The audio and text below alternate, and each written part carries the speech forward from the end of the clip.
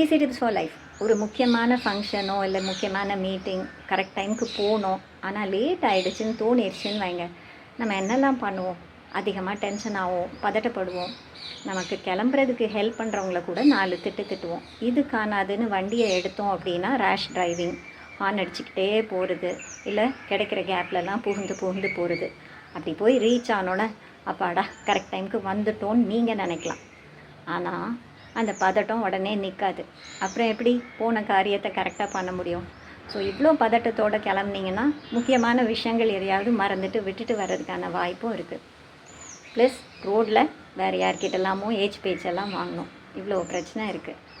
இதே விஷயத்த அந்த பதட்டம் இல்லாமல் பொறுமையாக கிளம்புனாலும் அதே அளவு டைம் தான் ஆகும்.